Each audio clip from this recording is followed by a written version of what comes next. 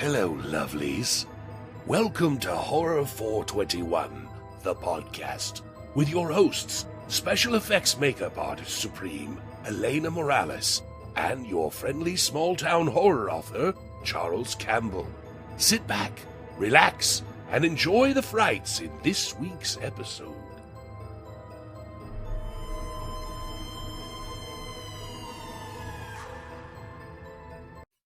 Hello, Horror 421 fanatics and listeners.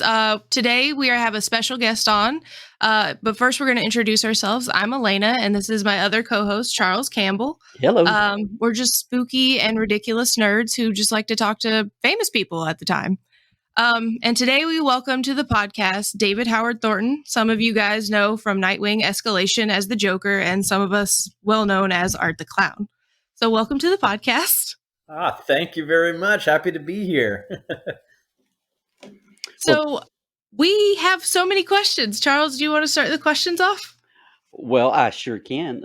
David, I was flipping through Netflix a couple years ago, and I saw this clown face, and I was like, what is this? So I clicked it, and boy, did my life change after I watched that movie. You know, I am a horror nut. I'm a horror author. I love Stephen King, love it, love the book, love the movies. But your clown, man, the advertising that came out makes Pennywise look like Krusty. Yeah, it does. Yeah, he actually does. He actually does. But what I'm amazed with in your performance is A, you don't say a word. Yeah.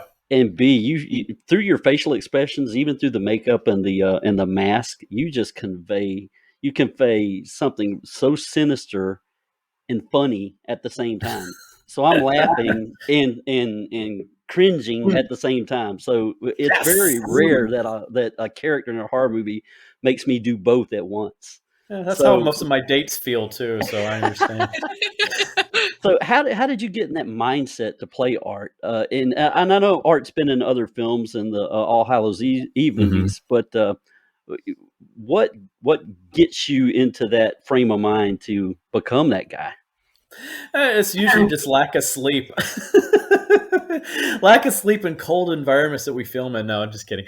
But it's I would say it's a lot of things really. It's first of all, of course, Mike Giannelli, who was the original Art in All Hallows Eve, he really set the precedent for me. So he made my job easier because I was able to see what he did and just build off of that instead of actually having to create the character myself and everything. Though, oddly enough, I think if I did create the character myself, I would have pretty much done the same thing because it just lends itself to that. But I had a good template to start with, and that's who I based a lot of my original stuff off of.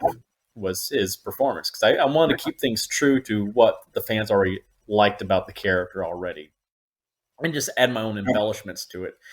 And so like what I did is like one thing I noticed that Mike really didn't do a lot with and I wanted to do more with was add more of the physical comedy to the character, add more that clowning aspect to him because that's where my background really lies. And because I most of my life I did theater and especially comedy. I did a lot of slapstick and, all that kind of just good physical comedy. And I learned from some of the best, like Stephen Carl, who I was his understudy for 5 years with the national tour of How the Grinch Stole Christmas, the musical. And he was Robbie Rotten from Lazy Town. And he was actually trained in clowning and mime and all that kind of stuff. So he really, really, was a great inspiration for the character for me.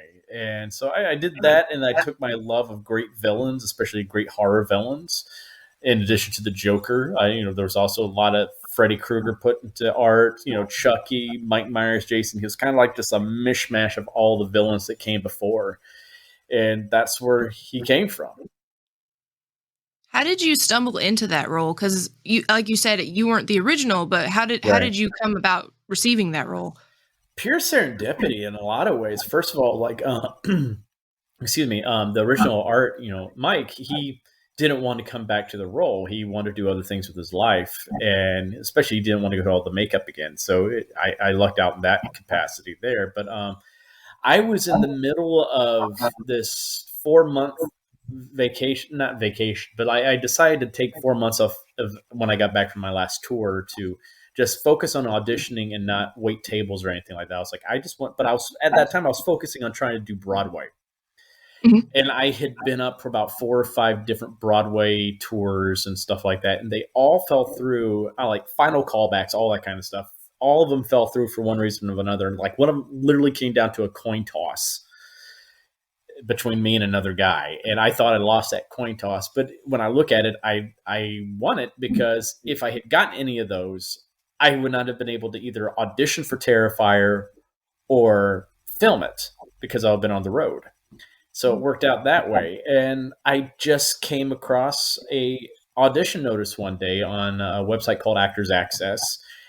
And they were looking for a tall, skinny guy to play Art for the role of a lifetime.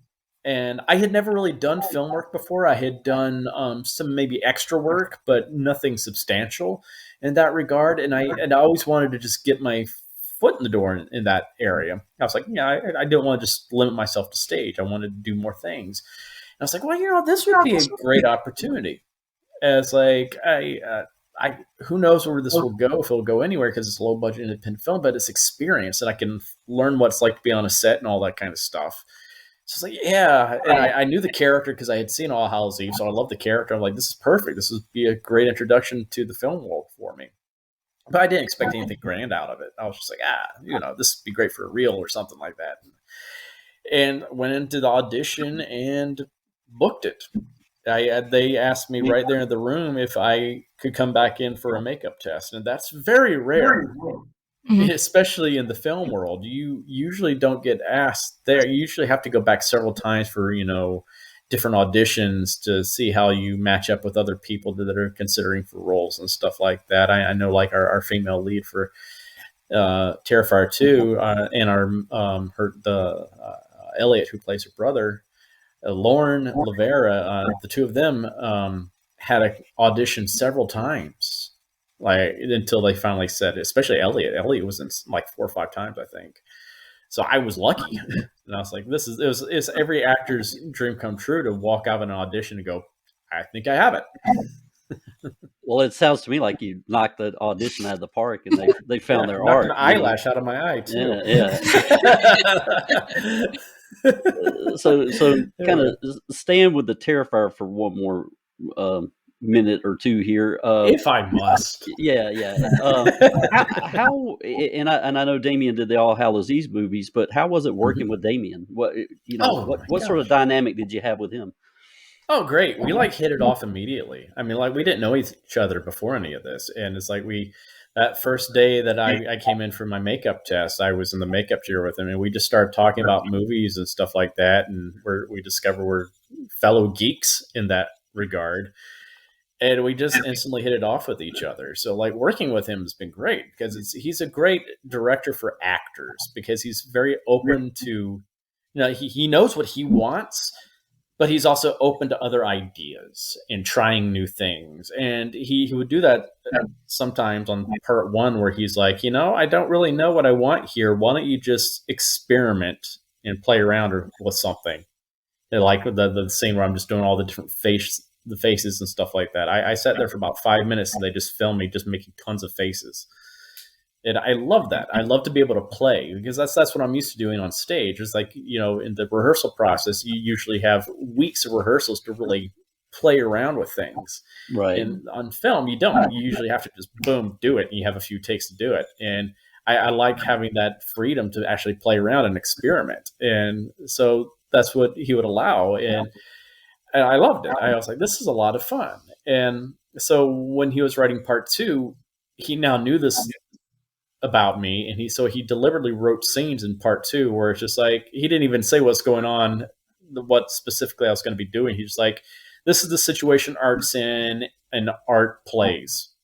And he's just like, yeah, we'll just figure it out once we get into the room and see what we have prop wise and all that kind of stuff. And I loved it, because I would just go in there and I would just look at what I had in my surroundings, and I would come up with the whole entire routine, and I'd show it to him. He's like, cool, let's film it. Awesome. Well, it's great. I will be remiss to forget to say this, but when the podcast began, Elena and I both introduced ourselves, but there's a handsome young man sitting beside Elena who didn't get to introduce Sorry. himself. So we're going to let Dustin talk Love because he's a huge horror fan too. And I thought it was Silent Bob back there. He's just so quiet. He's just there for moral support. Exactly. So yeah, I'm a huge fan of the film and particularly your performance because there's something special in your movement with like your character acting, your monster acting with it, that you've got all that facial expression in it. That's just crazy. And so is there anything, since you had that first movie, you've done Terrifier 1 and that character is now kind of iconic in that way, was going into the second movie, since the character is already kind of set, was it different for you since you're not having to play so much with that? It was easier. Easier. It was just like, yeah, I just was literally just slipping on the shoes again. I was like, all right, I'm ready. So it's like I had a lot more confidence this next time. I was just like, yeah, I know exactly what I'm doing with the character now. I felt a lot more free with it because I was so used to Damien. We already had that good rapport with each other. So, and I think it shows on film too. I kind of even thought Art is a lot more confident this time around since he's back from the dead. So he's like, oh yeah, I'm a little bit more cocky. So it was just like, yeah, all right, I'm hard to kill. I liked it. It was fun that way, and it was kind of exciting too this time since I knew what was coming with part 2 after doing part 1, how people were going to be reacting and stuff like that. So it was exciting seeing new blood being introduced to the story and meeting the new actors and everything. And, like, guys, you don't know what this is going to do for you guys. You have no idea how cool this is going to be for you. It's like, I know sometimes we're filming in horrible, horrible circumstances. It's freezing cold right now. We're on hour 17 and we're tired, but oh my gosh, this is going to be so cool and exciting in the long run. So that was kind of fun for me. It's like I kind of felt like the big brother on set this time around instead of like the new guy. Because when I did part 1, I was the new guy. I was the stage actor. Everybody else were film actors. And so especially Jenna, I was like, she has done stunt work and all this. She's amazing. And it's like, I was kind of intimidated by everybody else because they knew all the lingo and all this kind of stuff. And it's like, I learned a lot from them. And so it's like, oh, it's more fun this time. I was like, oh, I know what to do now. Well, yeah, the final girl who wasn't the final girl, she fought so hard, and I was pulling for her, and then I was pulling for her. We all were. Yeah, and then we all were so hard. Then that poor thing. Then Art pulls out that pistol, and I'm like, oh man, I didn't see that coming. But you were talking about it being a low budget independent film, and we've seen a bunch of low budget independent films. The acting in this thing was top notch. So everyone in that film did a super job acting. I mean, they convinced me. It's just not the actors. Everybody did a fantastic job because, like, Damien posted a thing about it recently online where IMDb had originally quoted that our budget was $800,000. I'm like, oh God, we wish.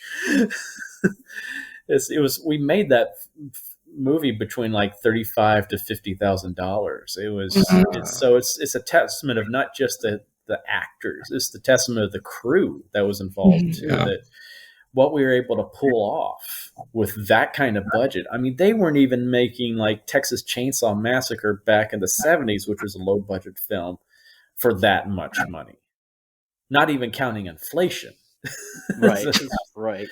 Yeah, and I read that. I read that that someone said that it was $800,000, and I read the response like, okay, where'd you get those numbers from? Where'd you pull those? Well, people don't know, like, because we're in the haunt industry, and I've worked on a few, low budget films too, but they're everybody's baby. People put so much love and energy into it, and the actors that are all in it now, because I've worked with them, they're just starting out. They're so hungry to get in the industry, and they're putting all of their energy into the characters they're playing. And it's such a big passion project for them. And you can see that. Yeah. But like people don't know in the haunt industry too, like if you're wanting to buy a full body mold, those are like what, $3-4 grand a piece just to make them. And even because we do them from scratch too. So it's so much money to make all of that stuff. And you have sometimes 1 or 2 times to shoot it, tops. That's it. Like that's what you get. So $800,000 is honestly very low of a budget compared to most, you know? Yeah. And we didn't even have near that. I mean, we don't. That's not even the budget for Terrifier 2. Right. So it's. I think the difference is you have people. I think you nailed it. It's like you have people doing it because they love it. They're passionate about it. It's not just people showing up just for a paycheck. I think that's a horror thing too. A lot of horror people are like that. Yeah. Because horror fans and people that make horror are they are fanatics about horror. Yeah. You know, you don't see that a lot with romantic comedy. No, nobody has tattoos of romantic comedy. Oh god, everybody just wants to do a Hallmark movie. Yeah, I haven't seen a romantic comedy convention lately. Right. Right. Oh man, I can only imagine what those things would be. I mean, how many engagement things would be happening at those? Oh my god! How many Matthew McConaughey one-liners could be in that? Like that literally would be it. All right. That was good. There you go. Well, we love horror conventions, and we're both regulars. All 3 of us are regulars at Days of the Dead, and I know you're. I normally don't look like this. I'm normally painted something weird. I don't know. My teeth are like black. I don't know. Yeah. Hey, it's fun. I know your convention visits have really jumped since Terrifier came out. How are your experiences at those conventions? I bet you have a blast there. Oh God, I love them. I'm going to the next Mad Monster in a few weeks down in North Carolina. So I'm stoked for that. Finally doing Horror Hound this year. You know, I've already gotten like about 10 of them already lined up for this year. And that's just starting the year out. I'm like, oh, this is great. I'm excited. I love it. Cause I used to go to conventions myself and do cosplay before Terrifier, and so I love that whole aspect of it. And there's something special about horror conventions versus the typical fan conventions, you know, the pop culture type of convention. It's just like it's a different camaraderie of people. It's just like there is more of a close-knit group of people, and you know, people are really more passionate about it. It's like, because I've done both. I've done the horror ones, and I've just done the general, you know, everybody from voice actors to, you know, Marvel movie people to all that kind of stuff. And it's a totally different vibe. It's just like the horror, and it's even among the celebrities too. You don't have the, you know, the kinship there like you do at the horror conventions, because like I think all of us celebrity guests, we've been at so many of these together, so we've all built our little friendships with, you know, the other guests there, as well as the fans coming in. We get to know so many of the fans because they show up at so many of these conventions, and I think that's awesome. I love to do the after parties. Those are always fun. Yeah, I think weren't we talking about that with how now with people who cosplay that aren't doing horror cosplay like at Dragon Con, it's almost just cool to be a nerd rather than it being something that they actually care about. They're kind of just doing it. So at horror conventions, they're putting their whole entire soul into making that costume or building a whole new character and taking on a whole new persona. So and also, like you said, the people, what most outsiders would think are the meanest people in the entire universe because they want to portray that serial killer are actually the nicest humans you probably will ever meet in your entire existence. God, yeah. It's so true. Oh my God. It's like some of these guys that just look like mountainous men. They're like, God, you look like you're a Hell's Angels biker or something like that. And they're like the biggest teddy bears. It's like the biggest kids. I love it. And that's even for the guests too. Is like some of these guys that I grew up watching in these movies as a kid, like, are just the nicest, sweetest guys in real life. It's so funny. It's like, yeah, I grew up and watched you hack off people's heads and stuff like that. And you're just a big teddy bear. And like Kane Hodder is one of the funniest guys you'll meet. He's strong as an ox, but he's funny as hell too. His podcast he has with Felissa Rose is hilarious. I love that podcast so much. God.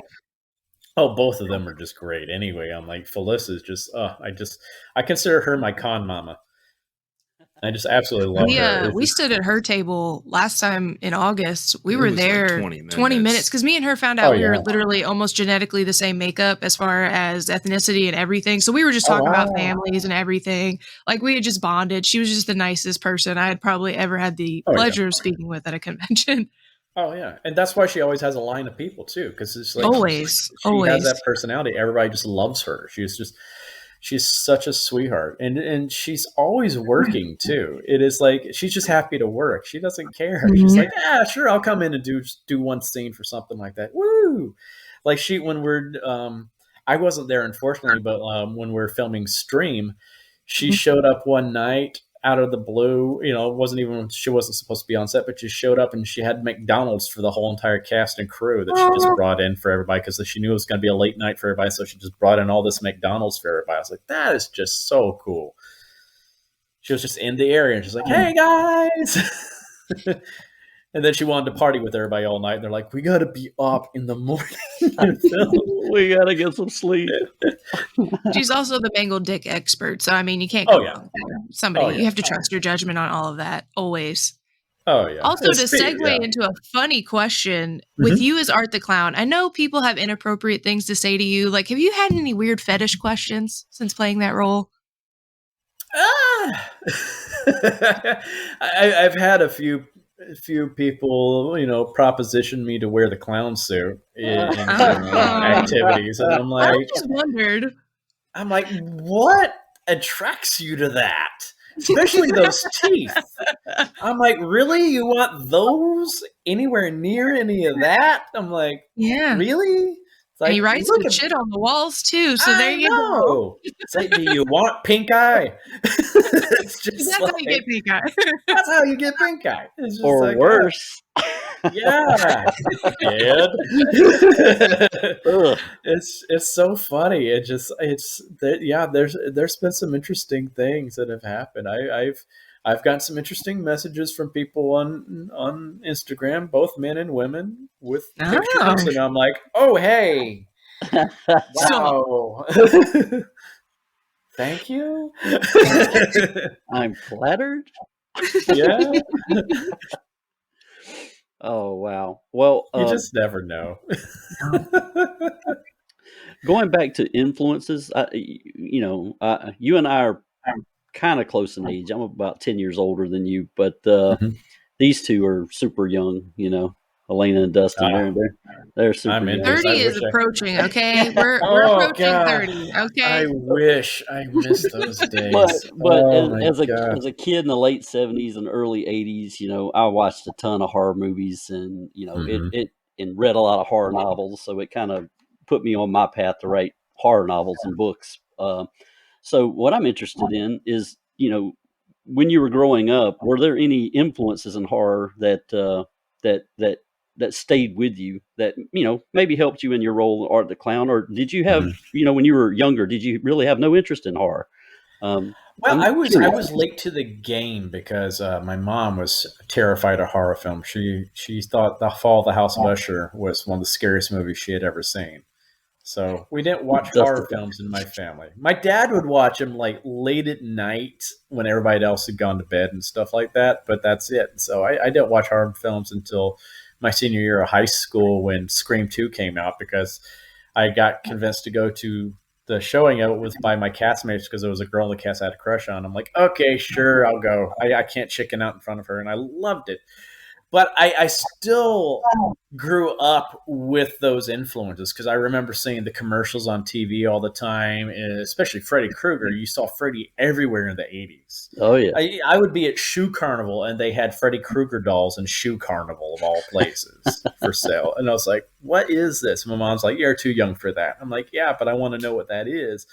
And I had an older sister, so she occasionally went to them on, you know, see them on dates and stuff like that. And she would tell me, she's like, oh, yeah, I saw Child's Play. It's scary. It's too scary for you. It's a killer doll. I'm like, what? It's like, yeah, you're my buddy doll over there. It's just like, That's so ironic to me that they would tell him, oh, that's too scary for you. And he's the most insane fucking clown in the world right now. So that's crazy.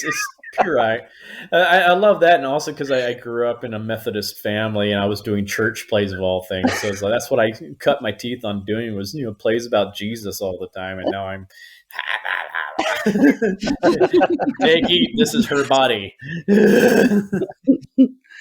The power of Christ compels you. Yeah. It's like, it's like my Sunday school teachers would be having a field day with me now. It's like, oh, he's a sinner. What's wrong with you? Oh my gosh. Sorry, I'm such a water hog. I am always drinking water. You're fine. So with you said you originally wanted to do Broadway. What is some of your favorite Broadway plays that you kind of wanted to audition for as far as an embodiment of a role? Who would you love to play? Gosh, there's so many. But the thing is with me is like most of the roles I want to play, I know I'm now getting to the age where I can play them because they're older roles, older kid. Because I've always been the character guy. I love the character roles. I never wanted to play the male lead. The only time I ever really wanted to be male lead was like Seymour in Little Shop of Horrors. Oh, fantastic. Yeah, I still would love to play Seymour. But I'm like, there's Seymour, there's Thénardier and Les Miserables, there's Fagin and Oliver, Wormwood and Matilda. Fantastic character. Oh, they're just great characters. I love playing villains, especially because I get the best songs too. It's just like the character roles, you don't have to do all the crazy dancing like the chorus does. Because I'm okay with dancing, but I can't do all the leaps and flips and all that kind of stuff. I'm like, yeah, I'm not that skilled. I'm better at making people laugh. But yeah, God, there's so many. So I would even love to play the Phantom of Phantom of the Opera, but I don't. Who knows? That's our favorite play of all time. Literally, I love that play. Jesus, Phantom, Jesus Christ Superstar is one of my favorites too. I years ago I did the production of that. I played Annas, and that also the understudy for Jesus and Judas in it. So it's just like I was a singer before I was an actor, so I have a 4.5 octave range, and it's just ironic that I'm known for being a silent person or silent character. So it's just like, yeah, go figure. But also this one thing I always like to put it out there: why this has not been made into a musical yet, and it's a role I would love to play, and it's actually a male lead I would love to play too. Is Jack Skellington in Nightmare Before Christmas? I'm like, how has that not been made into a stage musical? You're right. You're absolutely right. They made Frozen into a musical. They've done it like an orchestra type show, I think, and they've only had the one guy singing it. But like you said, it's not a play, and they're missing out on. Yeah, you got to make that happen. Yeah, you could do some amazing. You get someone like Julie Taymor, who did Lion King. Get someone like that in charge of it. They could come and do some really cool puppetry and stuff like that for all these characters. I'm like, you can make it really just visually awesome, and it already has some great music built into it, a great story, and sets that you could have for that. My God. It'd be so cool. They did Beetlejuice. Why not do this? Yeah. Beetlejuice didn't really have music already for it. Nightmare already has it. It's got a huge cult following behind it, and you can do it. It's a seasonal thing, like what we did with Grinch. Yeah, and it would do gangbusters. I guarantee. You got a baseline of guaranteed ticket sales. Exactly. Oh, for sure. With nothing. I'm one of them. With no trailer, no nothing. You just say Nightmare Before Christmas is coming to stage. People are like, I am there. Really? Cool. I'm out. Good. Ready to go. Yeah, it's just like they make all these other, like they made Miss Doubtfire into a musical, and I'm like, did that need to happen? Yeah, and School of Rock. Yeah, School. They've made so many movies into musicals, but not actually movies that were actually musicals into musicals. Right, I'm like, right. Come on, this lends itself so easily. But I like to keep putting that out there in the universe. Just like, come on, someone take me up on it. That sounds like a Kickstarter, David. Thornton joint. Yeah. It's like you got your Jack right here. I will drop everything at the just to be there for Jack. I was like, that would be. Plus, I want to see Oogie Boogie's number on stage. Oh my God! You're joking. You're joking. I can't Oh my God! It's like my friend Corey, who was he toured with the tour of Aladdin as Genie for a while. He would be such a great Oogie Boogie too. And I'm like, oh my God, that would be a dream come true. That would be awesome. I'd pay to see that for sure. So, I'm going to ask you a question that I'm sure you've been asked 1,000 times before, but what can we expect in Terrifier 2? We've seen the trailer. I thought you were going to, when's the release date? I'm like, I'm not going to do that to you because everyone else has done that. But we actually were, when we were at Days of the Dead in Chicago, we actually made a checklist every time someone asked it. We didn't even start immediately on it, and by the end of the last day, we had at least 100 some odd check marks on it by how many times we were asked when's it coming out. Well, so I swear I wasn't ever going to ask you that question during this podcast. I love it. Now I can't speak for Dustin and Elena. I don't know if they were. No, I know that's a taboo question. No. That one, even Felissa Rose is like, don't ask that question. Like, but the question I did want to ask was the one I asked is what can we expect out of Terrifier 2? Sorry, Terrifier. That's the real name of Terrifier. And I haven't even been drinking. So Godzilla. Yeah.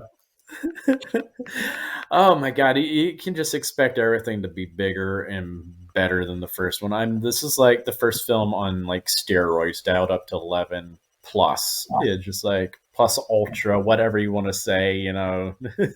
So would you liken it to like Evil Dead 2 from Evil Dead 1, where now they've got the, everybody's a fan, we've got it, let's make this this is the movie that we wanted to make. Yeah, I even like, because I like to call it T2, like Terminator 2. It's just like that. Terminator 1 was great, but Terminator 2 just took everything to a new level. Everything was just bigger, better, everything. That's how I view Terrifier 2. It's just like, it's awesome. It's oh my God. It just, the first kill scene alone is like, God, we'll probably have people walk out because of the gore.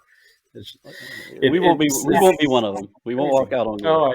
I'm excited. There's so much that happens in this movie. It is like a constant roller coaster ride. It's just, and it's a longer movie. It's probably one of the longest like slashers that's ever come out too. It's right now clocking it over 2 hours, about 2 hours and 15 minutes long.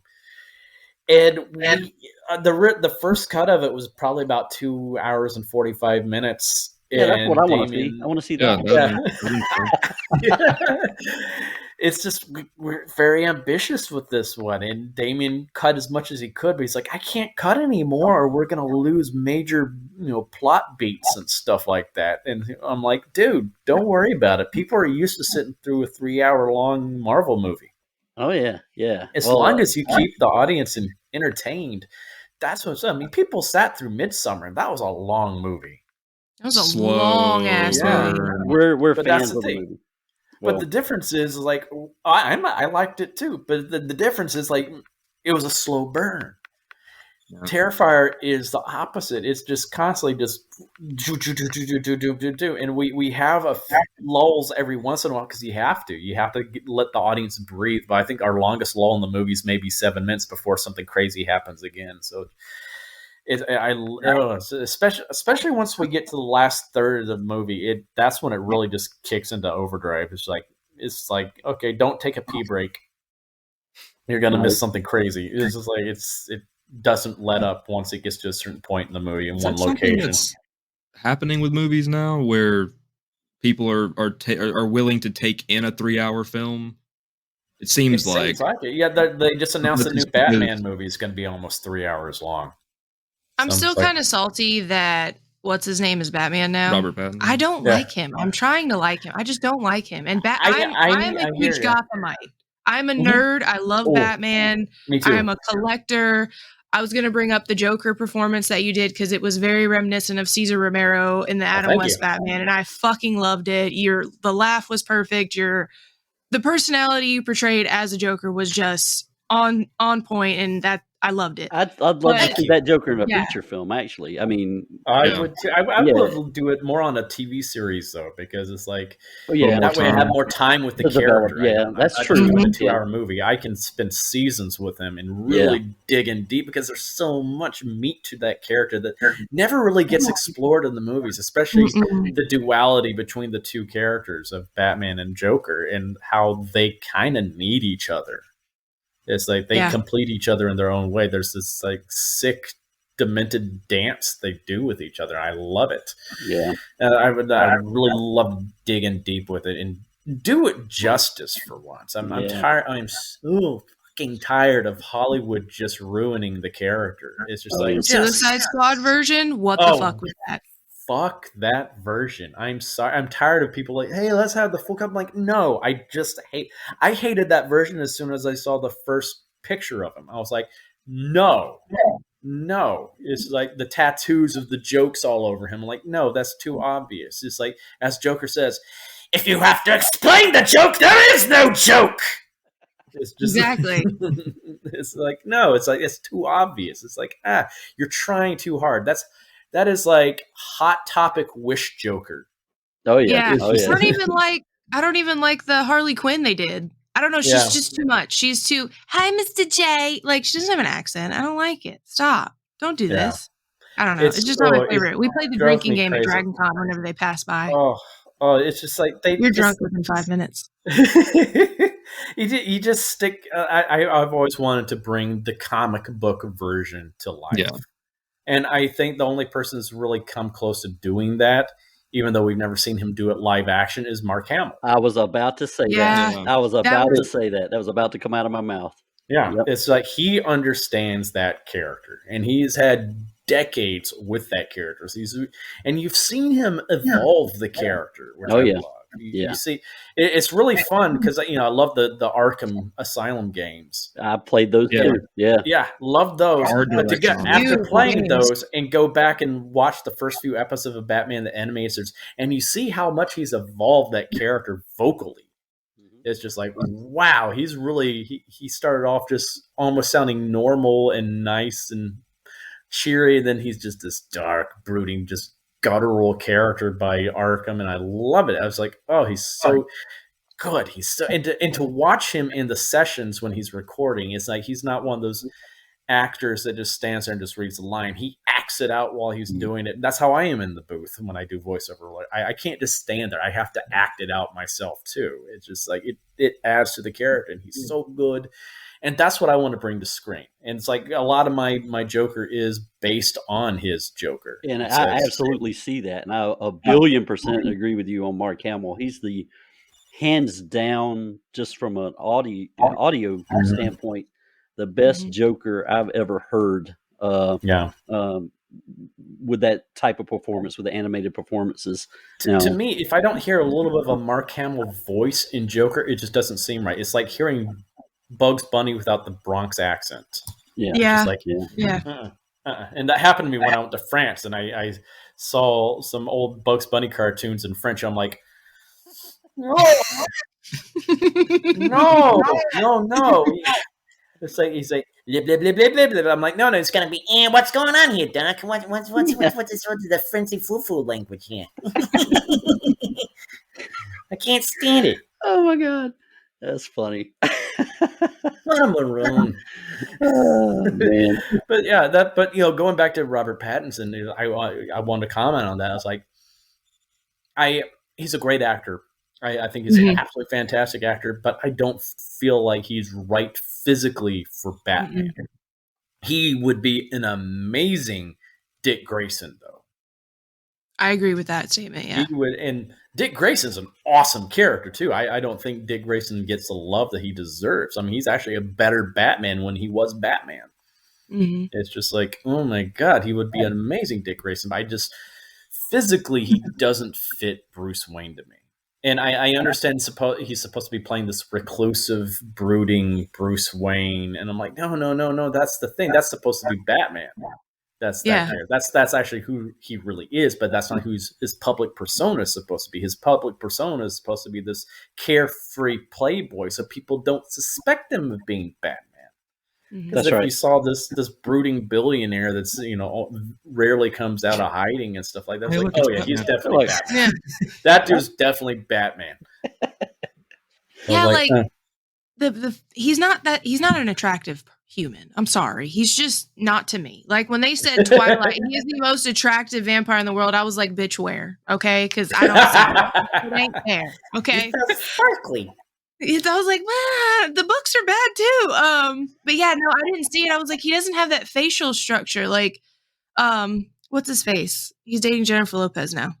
Ben Affleck. He actually looked really good as Batman. Oh my God, he yeah. got Yeah, jacked. yeah. I actually was really excited to see him continue in that and develop that a little more. And then he just stopped. And I was like, oh, I know. Man. I actually liked him as Batman and Bruce Wayne. I thought, like, no, he looks like I imagined Bruce Wayne being, and he moved and acted like Batman should. I felt like Very those fight square. scenes. I was like, I honestly thought they God. put him in a silicone bodysuit until I saw his training regimen. I was like, Yeah. Jesus Christ, he got jacked for that. Yeah, it's a shame that he wasn't given better movies to actually play Batman in. Batman doesn't have any like swagger in his step. Anytime you see it's always square, straightforward, you know, and I thought he did that really well. Exactly, because he's an expert fighter. He's not expert fighters aren't trying to be cocky and all that kind of stuff. He's just like he knows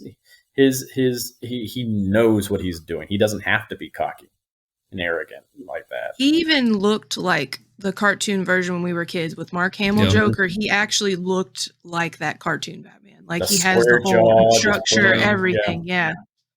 Yeah, I completely agree, and I also I love Paul Dano. I think when I first heard he was playing Riddler, I was like, oh my God, he's perfect. But I don't like the look of Riddler in this. That whatever they're doing to him, like, why does Hollywood have to do this? Why do they have to like?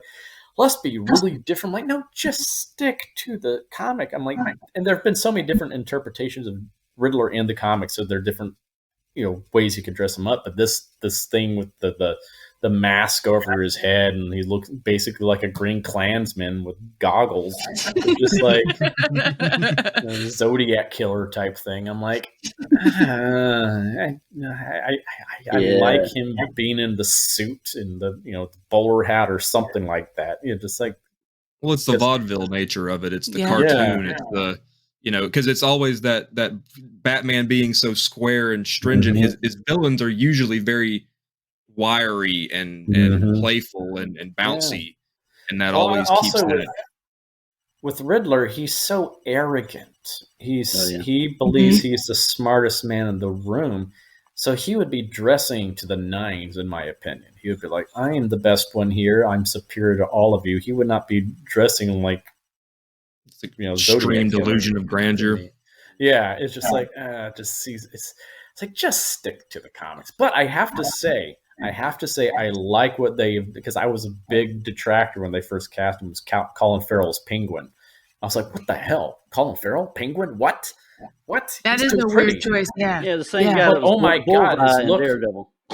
Yeah, but the makeup they have him in, I mean, it was like, oh my God, that does look like how Penguin should look. That's good. I like this. I like this look. Wow. Okay, I stand corrected. Well done. I'm not judging it until I see it. I've got an open mind to it.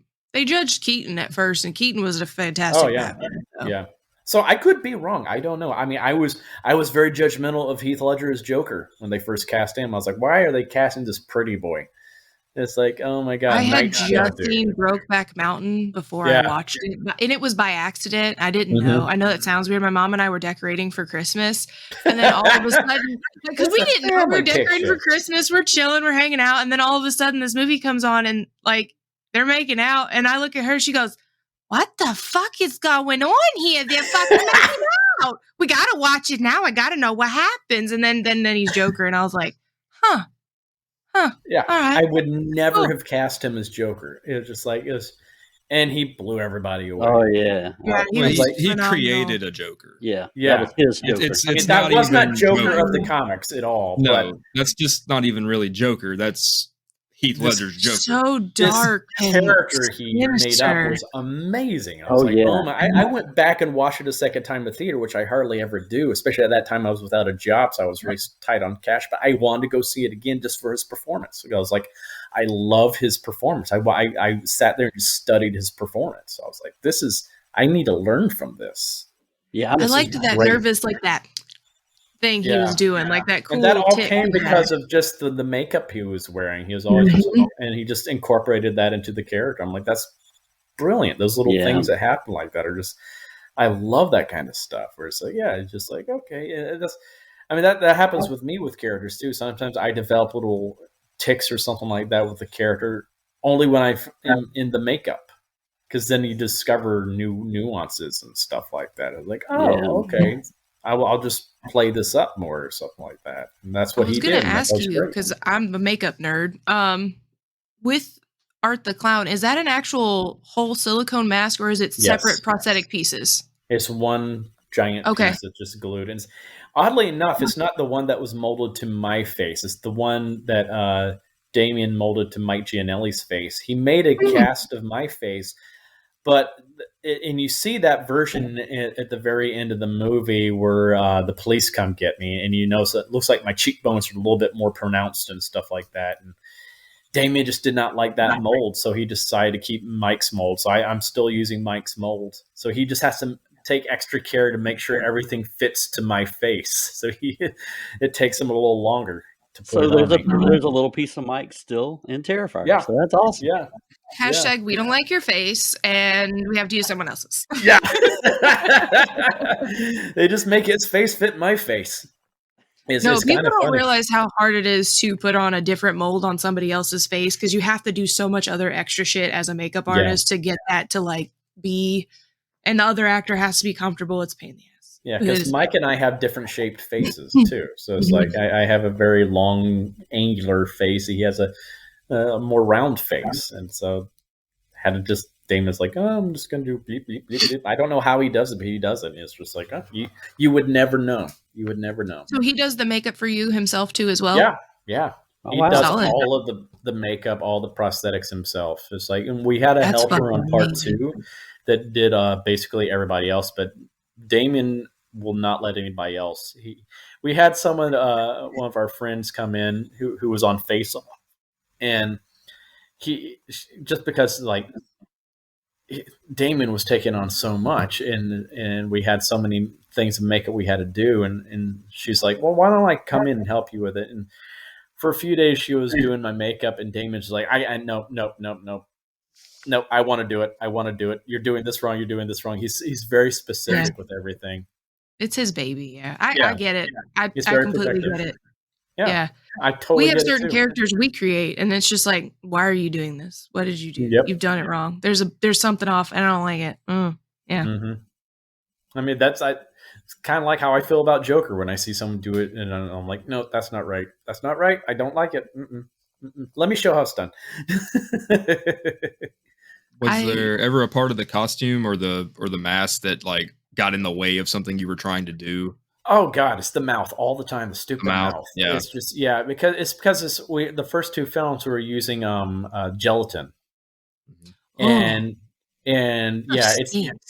it's the gelatin does not hold up well with liquids, and the teeth I wear make me drool from time to time, and also we're filming in cold environments, so my nose runs a lot. And so you might see a lot of behind the scenes photos of me where I have not toothpicks, but Q-tips up my nose. I was doing the COVID test before anybody was doing it. And I was doing that just to stop my nose from running all the time because I can't blow my nose. So I'm just like, and so it's so annoying. And, that little bit of liquid would destroy the mouth all the time. So Damon was constantly having to retouch my mouth and stuff like that, which is an annoyance. So we would always film like any of my close-up shots first, so we could get that before the mouth was ruined. And then he would just constantly have to touch me up later on. He would like have to cut up a piece of bald cap and just glue it on and paint over it and stuff like that. Or he just throw blood on. It's like, no one knows that little split there if we got blood on it and stuff like that. But it can be such a pain in the ass. But recently for the conventions, we started using the foam latex masks.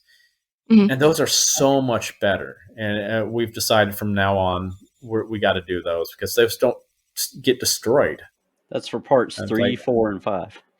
Yeah. We used them one for like a few days for Terrifier 2, and it was wonderful. It's like he never had to do touch-ups on my mouth or anything like that. And it's like, and usually that's after every take he would have to do a touch-up or something like that. And I'm like, oh, this is wonderful.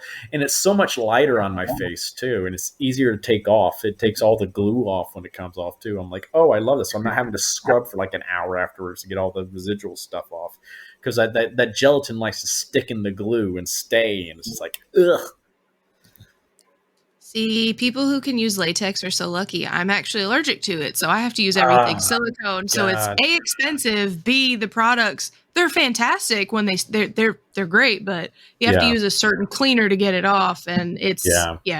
And then he wears a silicone mask for his character, and the sound it makes when it comes off is yeah. Oh yeah. Well, that's why I asked that, because the mask that I wore, your mouth is so terrible. Well, it's terrible, and it actually has a full mouthpiece around the lip, but the weight of it, because the silicone at the chin is very heavy, it pulls here.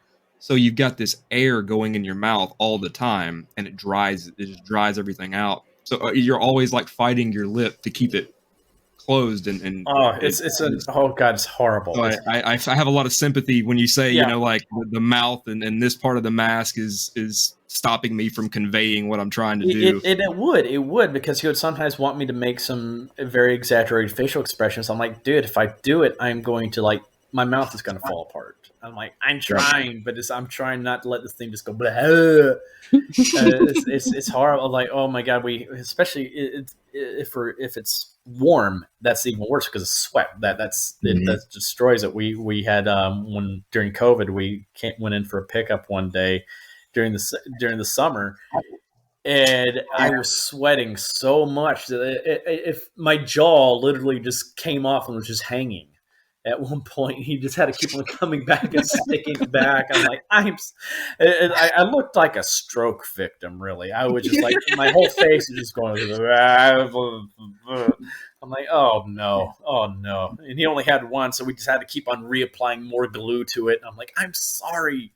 It's 90 degrees, guys. It's like, this is not easy. But the foam latex, have no problem with that. It's that stuff just stays. Once it's there until you have to remove it. Oh, it's for sure on. It is on there. It's just those masks are harder to make because you have to bake them, or there's a whole process involved when it's more expensive and stuff like that. But hopefully for Terrifier 3 we'll have that kind of budget where we can really do that, because it'll be well worth it. It'll save us so much time, because like anytime I had to go, as I called it, go to triage, that was like 45 minutes or so that would lose on set, which sucks when you're racing the sun. It's like, oh god. So it's like anything to save time, because time is money on those sets. So with that character, who is your main inspiration with that character? I think Charles asked that, but do you have any like horror characters that you look up to, or any book characters that you like in the horror realm that you think of? Oh yeah, I mean, of course, Joker. I mean, that's a huge influence right there for the character. That's one of my big ones. Freddy Krueger as well. I mean, I based art on both all those villains and also the great silent film actors and great physical comedians. So there's I kind of look at art as being like the bastard child of Freddy Krueger and Harpo Marx, or an evil Mr. Bean. This is like, that's how I look at him. Yeah. So that'd be crazy. They pull the mask off and it's Mr. Bean. Well, especially with the reveal scene where Art shows the woman hanging upside down. Oh, yeah, that is so classic, like vaudeville presentation that he did. That the character does, where he rips the tarp away, and it's this grand step and show, and so that really shows through in that. Oh yeah, that was fun. What was filming that scene like? I'm super curious about that. There's so much shtick that didn't even make it into the movie. Like there was a bit when I was actually sawing through, and I take a break because I'm like, okay, and I'm back at it. It's just, there's probably 2 or 3 times more footage that we didn't use of the shtick I was doing. So it's just it's crazy, especially on part 2. Oh my god, there's one scene in particular where it's like they probably have an hour or so of footage of me just fucking around with props. So, it's great. I'd like to see that. Put that on the DVD. Yeah, that's what I told Damien. Like, we want the horror nerd version of stuff. Like, what's the creation process? And go. Yeah, it's like that, and we deliberately did a lot of behind the scenes filming for part 2, just so we could have extras stuff, and so we have a lot of good bloopers in there too. I hope one of them especially makes it because I thought it was hysterical. It sounds gross, but I think it's hysterical. It's like one night, it's like you see the a little bit of the scene where I'm rearing back in the trailer and coming down with a club. And one of the takes, I was rearing back, and apparently the beef tips I had for dinner that night didn't agree with me, and I'm like, oh,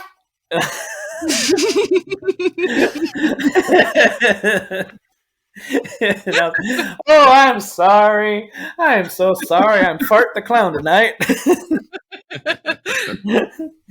It was that kind of stuff. It's like, we all got so comfortable with each other on set. It's just like we had so many of those kind of things going on. It's just like we were like a family. So it's like, okay.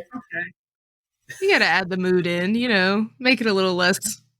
Yeah, lighthearted. Oh yeah, I was like, I swear Elliot outdid me with the gas attacks though, because like I think it's all the vegan food he was eating. So it's just like we had he'll kill me for telling this story, I'm sure of it, but I think it's the funniest story. It's one night and one's big scenes we're filming near the end of the movie, and it's late in the morning. We're tired. We're sitting down on the crash pad and stuff like that, waiting for them to set up the next shot. And Elliot's sitting behind me. He's like, "Hey, David." He's like, "You sound so tired." I'm like, "Yeah, buddy. What is it?" And he's like, it's like it shook the ground. I was like, I could not stop laughing for like 5 minutes. I was just like, damn. Like, I don't know why farts are always so fucking funny. It was hysterical. But he was just he sounded like such an innocent little child, and he just lets out this like gut buster. And I was like, whoa! And his dad's over there going, "That's my boy." He's ready for liftoff. Yeah, I was like, "Damn, you took flight." My nephew pulled one at you remember when we went to Maggiano's with him, and he goes, "Hey," and he passes by, and we were like, "Jeez!" And then it stunk too, and I was like, "Oh hey, man. no! Hey, this one didn't stink." I was so happy. I was like, "We were eating, man. My mouth was open, man. Yeah. You got me. You got me." Oh, no. I'm going to be like 90 years old, and I'll still be laughing hysterically at fart jokes. I'm like, I swear probably the first joke I ever made was a fart joke. It had to have been. It's just like, I think they're funny. Well, I can't help it. It's eternal. Fart humor is always eternal. Yeah, it's eternal. Yeah. You watch the guy on so YouTube, funny. the Jack Vale videos, when he's in Walmart and Target, and he's got the little fart machine. Oh, yeah. Oh, those are great. I love it also, like, where they're like, dogs do it. It's like there's like I remember this one video I saw where it's like someone had done all these things with his pug that was farting. He like blow ping pong balls away or something like that. It's like jumping up on the couch and it's trying to get that extra little oomph, and it goes and like makes it. It's like it's so. I'm like, I should not be laughing nearly as much as I am, but I'm just like crying while I'm watching this kind of stuff. It's like there's also the video of that one televangelist and someone they edited in all these farts every time he's making a face or something like that. So he's like, and you know, all this. It's just like, oh my god! I think they call him the farting preacher or something like that. Nice. On YouTube. I found it years ago, and I was like, found a video snakes fart. I just found this out, like actual snakes fart. They do? Yeah, I was like, wait, what? And then I looked it up to make sure it was true. It's a fact. Like they actually fart, and it's weird. It like shakes the glass on their little cages, not cages, their little aquarium things, whatever the fuck those are. I have to look this up. It reverberates. It's weird. Yeah. Oh True my story. god, that's hysterical. Oh my god. Oh, I love it. I think it's hysterical. And like, because everybody does it. It's funny. I did not know snakes do that. So thanks for that piece of information. You're welcome. I mean, now on Horror 421, the more you know. The more you know. Or like when you're in class and you sneeze and you accidentally fart when you're in class. Like that's like the most humiliating thing to happen. Okay, I will tell you the most humiliating thing that ever happened to me. This is why I don't do yoga. Because when I first moved here to New York, I don't think I've ever told people this story like in this kind of situation. It's usually one-on-one type of thing. But who cares? We've crossed the Rubicon. We're friends. We're friends and family now. Yeah.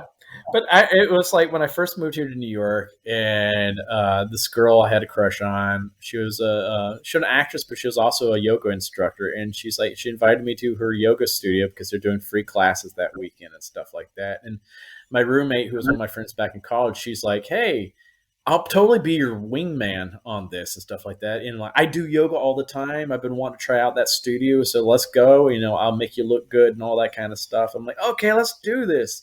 So I go in there, and I'm the one guy in this class of all these really just smoking hotties. And I'm like, oh, God. Oh, no, this is already bad. Because I've never done yoga before. I'm going to look like a fool trying to do this stuff. And I'm just sitting there, and I'm doing one of the stretches, and it was not just it was one of those, like, balloon farts. A little...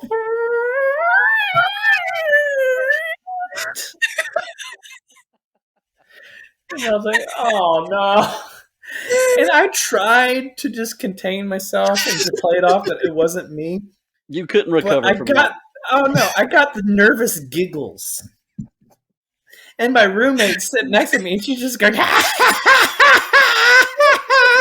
and that made me laugh more, made her laugh more. And everybody, I'm like, oh, God. Oh, God. And the girl I like is teaching the class. Too. So I'm like, oh, God. And I had totally planned to ask her out after that class. I'm like, I can't do that now. She heard it and she saw it. Yeah. And my roommate's like, Dave, don't worry. Everybody does it. It happens all the time in these classes. Like, I don't care. I don't care. I was in front of her. I can't. I'm like, God, my life. Oh, it's ending. Oh, no. So I've never gone back to do yoga ever since then. Because, like, nope, can't do that to myself ever again. You ever like nervous fart and it's a long fart and then you like clench and you're like, and then it goes, meh. You're like, meh. Oh no. Or like you're just trying not to let it out and it squeaks out like in class. Yeah. And it's like on those like wooden chairs you're sitting in, and that's when it always makes the biggest sound too. And you're like, it echoes and reverberates like, oh God. It's like, Jesus, no. Farts are okay. Farts are good, just as long as they don't turn into sharts. If they turn into sharts, then you're toast. God. That's horrible. That's horrible. We were at a party. I was at a party once, and I had a friend. They were sitting there, and they were really drunk, laying on the recliner, and then all of a sudden, they tooted, and they were like, "Huh?" And I was like, "You thought about that too hard?" And they were like, "Oh no." And I was like, "You sharted, didn't you?" And he was like, "Mm-hmm." And I was like, "You just gonna lay there?" "Yeah, I can't get up." And I was like, "Oh, that's nasty." So we like roll it out. It was so bad. I was like, "Now we call him Shitty Boo Boo." Shitty Boo Boo. Yeah. I just remember it was like back in the day. Like my friends and I were having a fart competition. It was just being stupid in college. We're just being stupid. A drunk, stupid night in college, and one of my friends, she comes in and is like, "Oh yeah, guys," and she's like, and she go, "Uh-oh," and he just runs out of the room. And I'm like, "Oh no." She didn't come back. No, she didn't come back. She was like, "Oh, there goes Robin." Nice. I was like, "Bye, Robin." I found her later, and I'm like, "What happened?" She's like, "I shit myself. I farted so much, I shit myself." I'm like, I was like, "I'm just gonna face y'all again." I was like, "Hey, it was a good fart." At least it was a good one. You went out with like a champ. Yeah, but it was so funny because she just like, "Yeah, well, how about this?" Uh-oh. Just runs away. Gotta go. Gotta go. This is the first time I burped in front of you. Oh, but because I have acid reflux, so I have like these monumental like monstrosities of burps, and I hate it. And I told him, I was like, "Hey, I've been really trying to be like, I've been trying to not do this in front of you, but we had Friendsgiving and I just couldn't. And then his friends were like, what the fuck? And he goes, I've never been more aroused. So it made it a little bit better. And that was our first Thanksgiving together. So there you go. Well, it's like, that's what I think is funny is like, back in the day when I did choir tour with my church choir back in high school and middle school and stuff like that, there was this like one girl, I think I was maybe eighth grade. She was like a senior that year, and she was like this smoking hot blonde, and we were having a belching contest on the bus. And she outdid everybody. She just, and I was like, whoa, that came out of you. It's like, that's amazing. You are awesome now. Because she's not the type of person you would ever suspect of being able to belch like that. She's like, yep. I'm like, you just became that much hotter to me. It's like, I love that. Because I like the people that can be prim and proper, but also can just get down and dirty at the same time, too. I'm just like, yep, I'm only human. I'm like, that's good. You don't take yourself too seriously. And I'm like, I love that. So, yay. Just don't belch into his face when you're kissing him. That's all. That would be weird. That's horrible. You've never done that. No. Don't do that. You near my face before while you were talking, and I was like, you ate Chick-fil-A, didn't you? You did. I tasted it a little bit. Chick-fil-A will make you gassy anyway. So. It's immediate. It's like 30 minutes or less. You're like, oh, that was burning in there. I made that mistake when I was doing Grinch because for the longest time we didn't have a Chick-fil-A here in New York, so it had been years since I had Chick-fil-A. And it was when we were in Arizona on tour, and my dad he came out to see me on tour, and he went out and grabbed me some Chick-fil-A before the show. And I'm like, yes, Chick-fil-A. Ate a whole 8 thing of chicken tenders, and I was like, whoa. And I'm out there, and thank God our costumes for Grinch for our Who people were these big duck-looking pods that we were in. We had like little ducktails, basically. And I'm like, oh, because we had to do so much jumping around, and I was just constantly, love Christmas, love Christmas. And it's like, oh my God. I was at the whole entire show. I was like, oh no. I'm so glad this pod is trapping it all in that oh God. I went to take off my pod for when I had to do a costume change. I'm like, oh God. He had his own Dutch oven going on right there. Oh my God. It was like Chernobyl Everybody in likes there. their own grind, don't they? Yeah, it was like, oh no. I felt so sick because we had people that helped us in and out of those costumes. She opens and she's like, whoo! Like, I'm sorry, I had Chick-fil-A. Lesson learned. Oh my God. Never fart in character in a haunt room. Those rooms are small. Small. I did it once and I felt bad. I'm telling a really personal story. I don't care at this point. And I was in my hiding spot, and all I know is a group came in. And they were like, oh my God, it stinks in here. I didn't scare that group. I just was like, I'll wait. No one, I'll wait. I'll just wait. I'll stay in the corner. I'm just going to hide. I'll be a prop for a little bit. I was mortified. And I ate Chick-fil-A before I went in my room. It's so good. It's so good. It's just like, oh, but ooh. Yeah. Give you a good colon cleanse. Oh my goodness. That and then Cracker Barrel French toast. He loves Cracker Barrel. This one right here. Oh, I do too. He's like the Joe Bob of Cracker Barrel. I do too. Oh, anytime I'm on the road, I'm like, if I'm on the interstate and I see a Cracker Barrel, I'm like, gotta go Cracker Barrel. It is cheap and it is good. Mm-hmm. And it's everywhere. It's the hash brown casserole. It's fucking everywhere. And it's the hash brown casserole. The signs are on the interstate just tempting you. Mm-hmm. And it's a lot of food. Chicken and dumplings. Yeah. Oh, it's so good. I always have to get breakfast there. I don't care what time of day it is. The breakfast at Cracker Barrel is just fantastic. I love their French toast. I just love their French toast. I love their biscuits. It's just like, oh. I get really weird looks from people taking my order. Well, you get the big granddaddy's old timers order. Not only that, you order a side of pancakes with it, and then whatever I don't eat, you finish. Literally, the whole plate is gone, and they'll come back 5 minutes later like, the fuck is wrong with you? It's a black hole in there. Yeah, it is. He's a bottomless pit. It's really bad. It'll catch up with you one day. It finally did with me. I was It's always hard, able to just, it sucks. No, I can already tell. I recently had to start checking my cholesterol. I was like, oh no.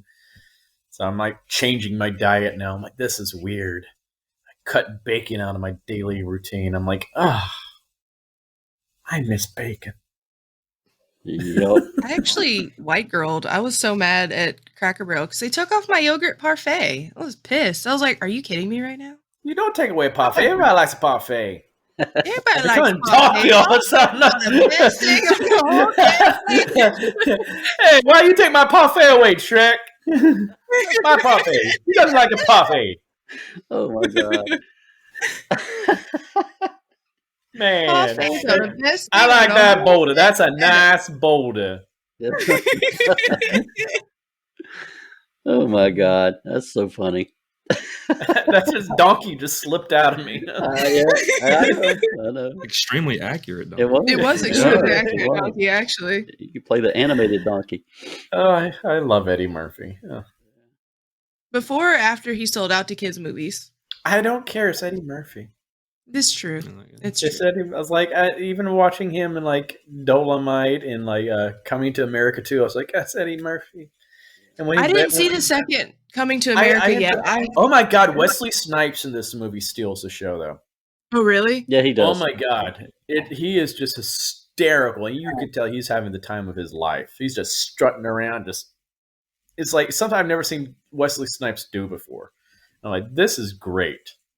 Yeah. Then again, a lot of people have seen him dressed as a drag queen either, but we all remember that is true. That is true. Fantastic film. I'm sorry, I love that. Yeah. Everybody just thinks of him as Blade, or This is Demolition Man, action hero guy. I'm like, oh no, he can do comedy. He's funny. He is funny. Yep. Tu Wong Fu. I remember that movie. It's actually one of my favorite movies of all time. I have not seen that in ages, though. Watching it again, it would be like watching it fresh. It's just like, Well, which is fun to do. So funny. Yeah, well, that's how I am. That's how I'm with books. So, Elena just read a book called Hell House, written by Robert Matheson. Richard Matheson. I got the name wrong. But Richard he wrote the book back in the 70s, and I read it in like 1985. And then she just read it. She said, "Oh my God, have you read this amazing book?" I was like, "Yeah, like in 1985." And I said I could read it now, and it'll be like reading a brand new book. Oh yeah. Well, that's how I am watching the Wheel of Time series right now on Amazon. I'm like, because I read the whole entire 15-book series, and it was fantastic. And I'm like, that's been about 8 years. So I'm just like, oh God, I forgot about all of this. Yeah. Oh, there's so much. And it's just starting. Like, oh, I wanted to get into that, but I never read the books, and I everybody. hate not reading the books first.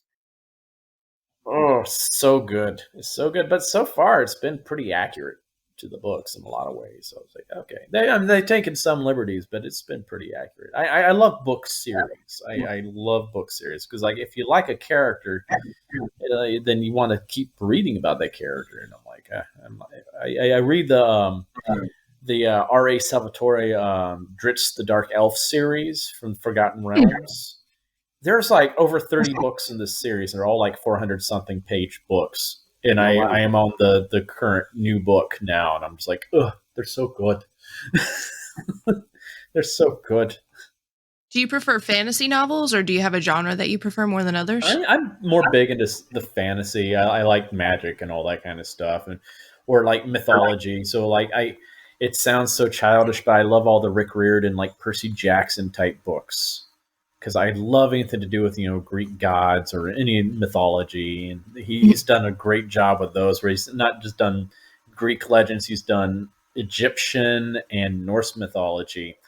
And they're all in the same universe. So they all interact with each other. These characters go from different books to other books and stuff like that. I'm like, oh, this is great. I love it. He's built a whole entire world, and I love it. And it's supposed to be for young, like readers, and I don't care. It's entertaining. It's good. Right. It's fun.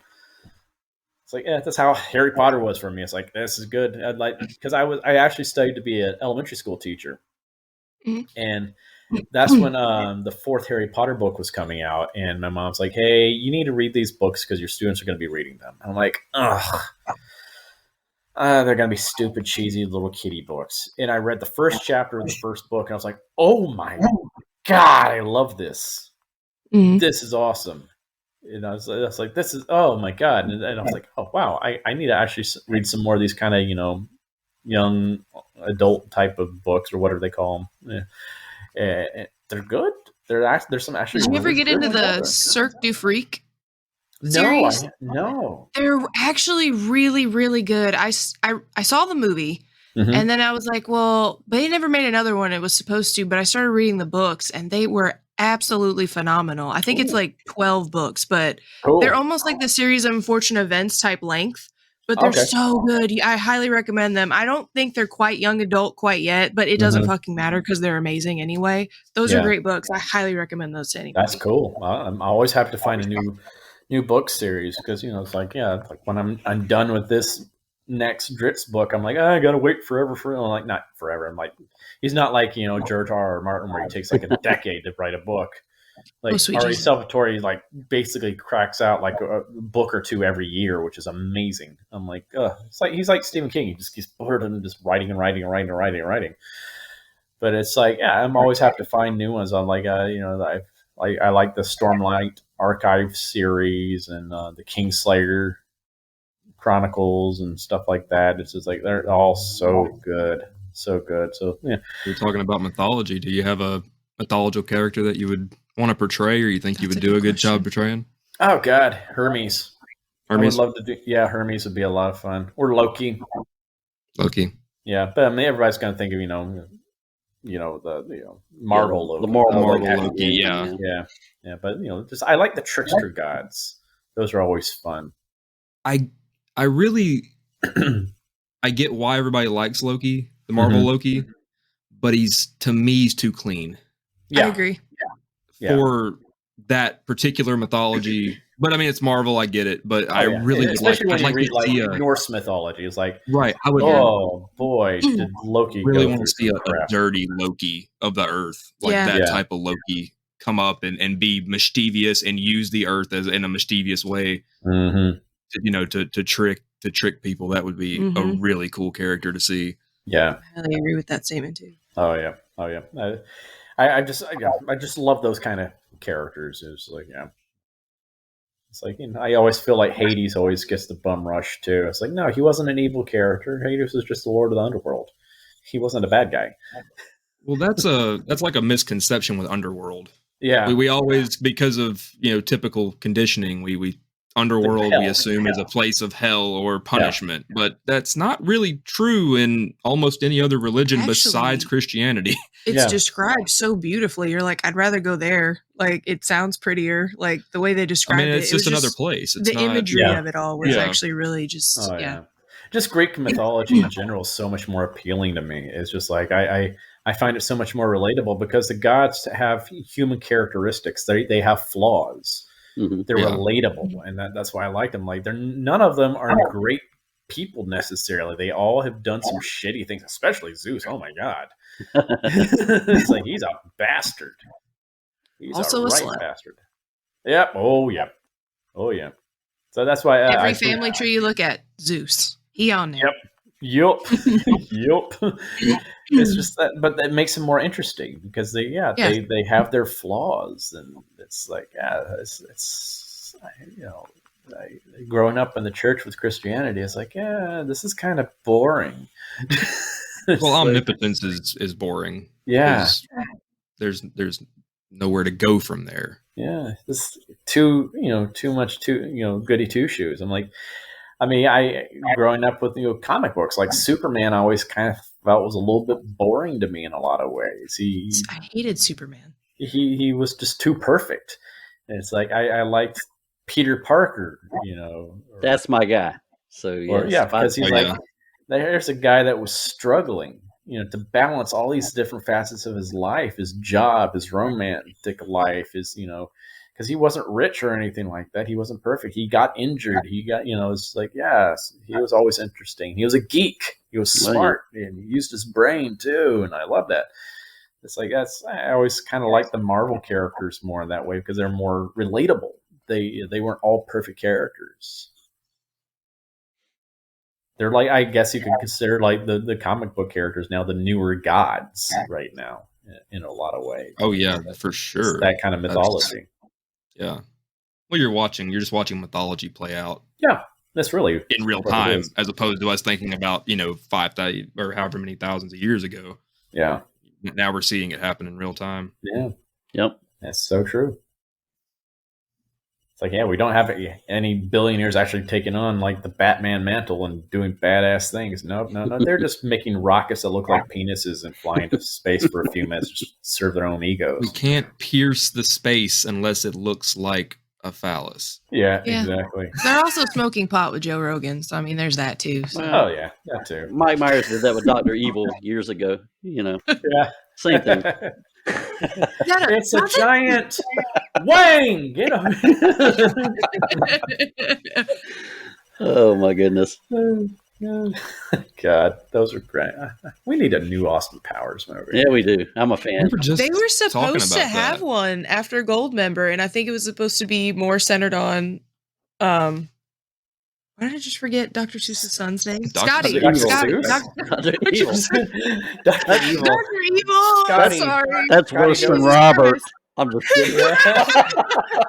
His name was Rob. It was Rob. Rob. I do not like green eggs and ham. I do not like them semi. I would watch that movie. I would. I would watch the shit out of that movie. Well, he did do Cat in the Hat, you dirty. Yeah, he hoe. did. That is my favorite Cat in the Hat too. And my dad, who is a pastor, he was like, "This is not a children's movie." I'm like, "You're damn right. It's awesome." I mean, he literally looks at a hoe and goes, "You dirty hoe." And like, I'm sorry, baby. I love you. Love that movie. It's like, wow. Oh my gosh. It's just like, wow, crazy. Oh my God. We just don't have good comedies right now anyway. That's the thing. We don't really have good movies coming out either. Everything's just a remake. They run out of ideas. That's not true. That's not not everything, true. but it's out there, but at least with Disney. Well, yeah, that's whores. Don't ruin the original. Well, one thing I miss in animated films, and they're okay, but I miss like true animation. Everything is computer generated now, and I don't like that look particularly. Yeah, I think their last one was Princess and the Frog, and I'm like, and I love the hand drawn animation. There's something special about it. Exactly. Mm-hmm. I would like something like Heavy Metal to come out again. Oh yeah, and I don't know if there's something has come out, but I haven't seen it. If something has, that's that kind of animation. That closest you can get is the Love, Sex, and Robots. Yeah, on Netflix, which is from people that made Heavy Metal.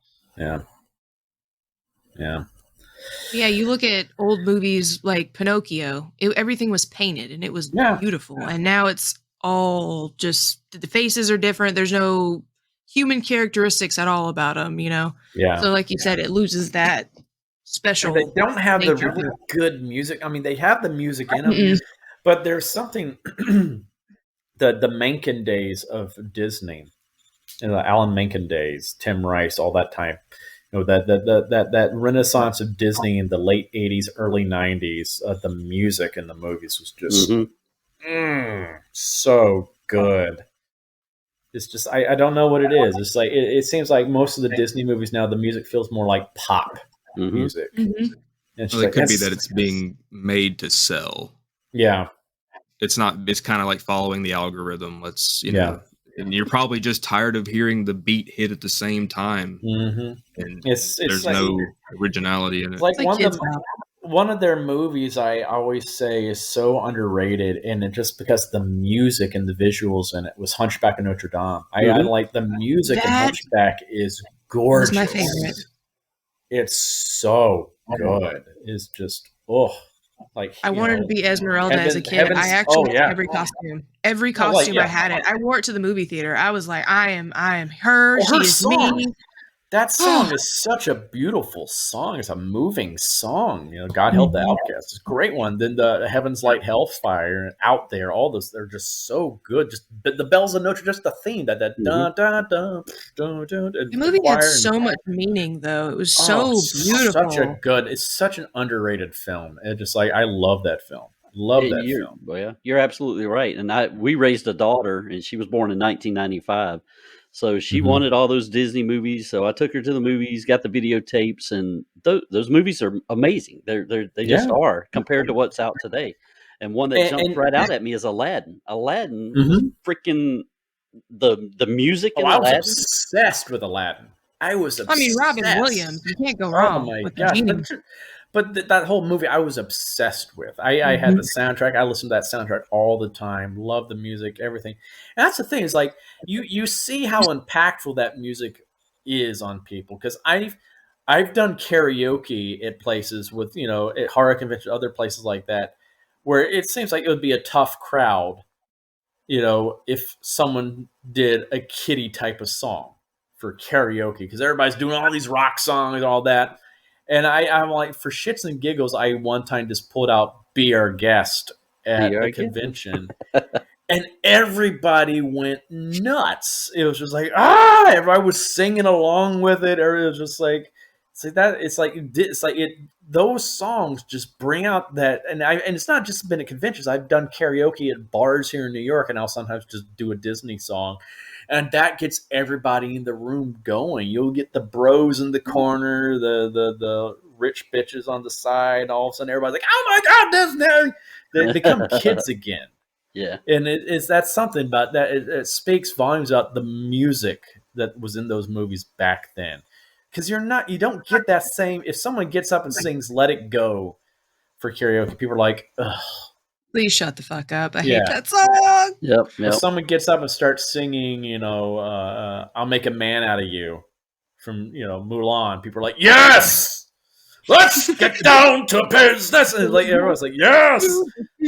And you'll see guys in Wall Street attire all of a sudden like, yes! I'll make a man out of you! It's like, yes, it's well, that's another thing that I'm not quite down with as of late is Disney's choice to, and I know it's a money grab and that's where it is, but to go back and remake all these old classic animated films in real, what do you call it? Live action. Yeah. I haven't seen any of them, so I hate talking badly about them, but I don't have any desire to see them. If I want to see The Lion King, I'll pop in the Lion King video from years ago. The live action Lion King, which really wasn't live action because all that was computer animated. CGI. It was nowhere near as good as the original. It was just, and it felt like the making them look realistic took out so much of the emotion. Because with the animation, you can show that emotion on the faces like that. Especially when Mufasa dies and Simba's reaction to him dying in the cartoon, his eyes get big. No, and this is just like no, because it's just a cat, a lion cub, and it's just like no. It doesn't hit the same. Scar, the magic is in the lines. Yeah, the magic is in the bold line work of the face and in the animation. It's not, you can't replace that. No, there's something special about the animation. It's just like that. You can heighten emotions and stuff like that, but it still is believable and relatable when you see it that way. And it's just I actually yearn for an old school Disney animated film. I wish they would do that with something original. I do too. I think the last it was Disney. So Disney Pixar. The last movie that I actually fell in love with was probably Ratatouille, and that was probably after I fell off. After that movie, I fell off because that one had a message, but it didn't have a soundtrack like really any songs that they sang. But it was a lighthearted film. That was probably my last one that I enjoyed. Mr. Linguini. I think Coco was probably the last one I was really like, ooh, because that one hit me actually. Just like a because it's that one had me crying. Is that the one with the grandma at the end? Yeah. I haven't seen Oh yeah, that one did hit hard. Yeah. That was a good one. And it had good music. Like the song Remember Me, and that was a good song. I was like, ugh. And it had different variations of that same song too. And I was like, oh my God, this is a good one. But I'm like, I haven't seen Encanto yet, but I hear great things. But comparing the movies coming out now versus the ones that came out in the 90s, come on. You're not going to have anything that hit like Beauty and the Beast, Aladdin, Little Mermaid. Little Mermaid, that was my daughter's favorite movie. And she still loves it. And oh my God, she thought she was Ariel for like 5 years. And they're making a live action version of Little Mermaid right now too. I'm like, whatever. No. Stop. Please stop. It's just they ruined Beauty and the Beast. I was pissed. That beast looked terrible. I was like, stop this. Now that is also a very good play to see live because I saw it at the Fox Theater twice. Mm-hmm. It is my favorite. I still cry at it. I don't give a shit. Everybody can know it. I cry every time I go see it. Love it. That's actually one of the musicals I was in final callbacks for right before I got cast. Really? Yeah, I was in callbacks for Lumiere. Yes. I totally fucked up the dance audition. That's what it was. Because I had maybe 2 hours of sleep before I went in for the dance callback, and I'm like, Lumiere doesn't even dance. Why am I having to do a dance callback for Lumiere? But okay. I was like, I'm not a dancer, so you have all these guys who have trained their whole lives, and they're doing the Gaston dance, and it's all this complicated footwork and clinking glasses at the same time. It's like a lot of like rub your belly, pet your head type of stuff, and I'm like,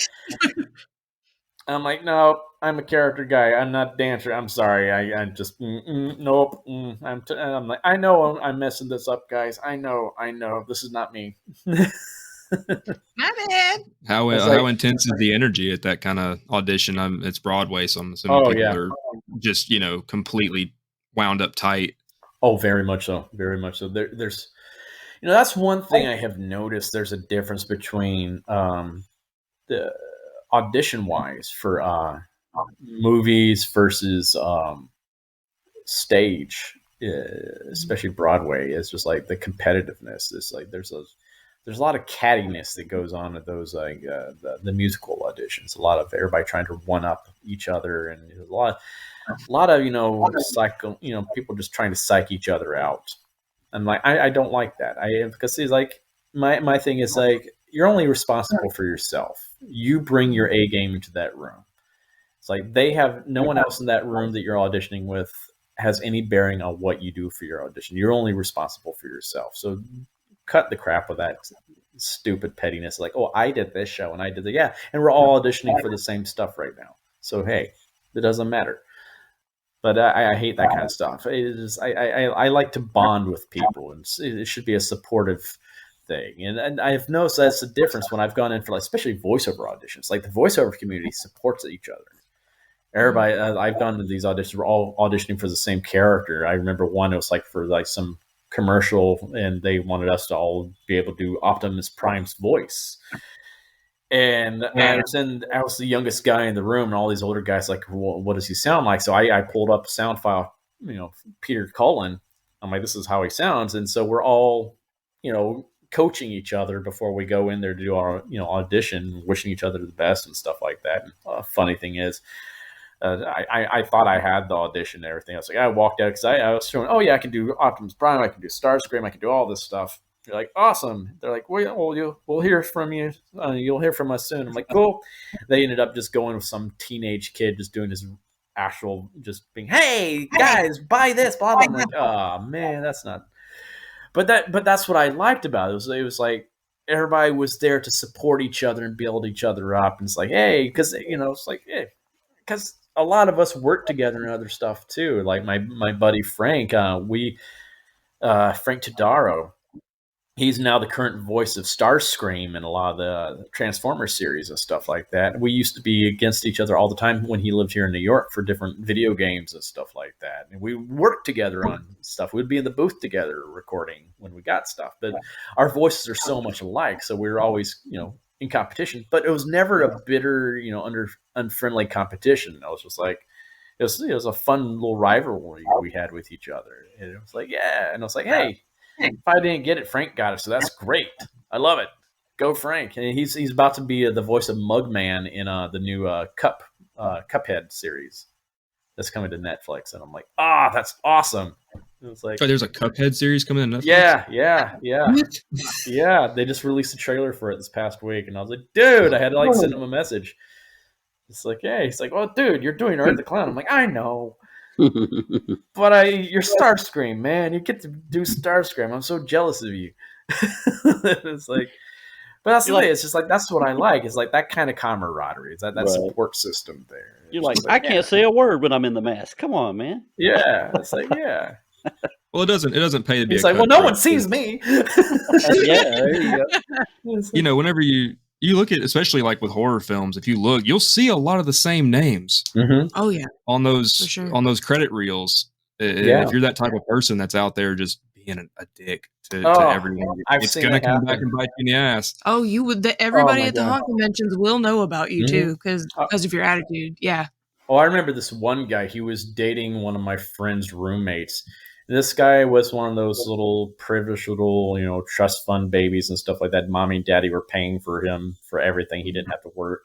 So he just auditioned all the time. And he was so freaking arrogant. And we're at an audition, and he's like going down the list and calling out people's names to see if they're there. Because he's like, why do I have to be in an audition with all you people?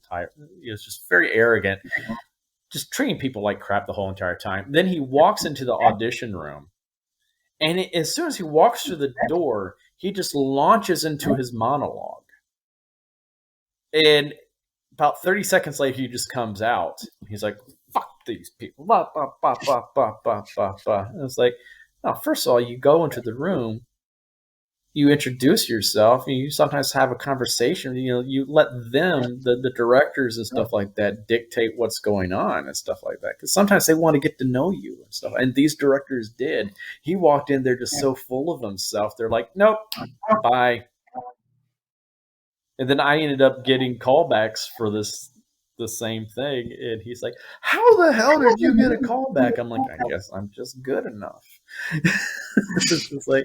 It's like not an asshole. Yeah, it's like also because the people in the audition room that were running the names into the directors, they're sitting there and they can see who's being an asshole to other people in the room, and they remember. And they sometimes, because I've been on that other side of the table, and we'll have our proctors come in. They're like, "Oh yeah, don't cast this person. He's been a total jerk to people out in the lobby and stuff like that." Or this, they sometimes tell you these things.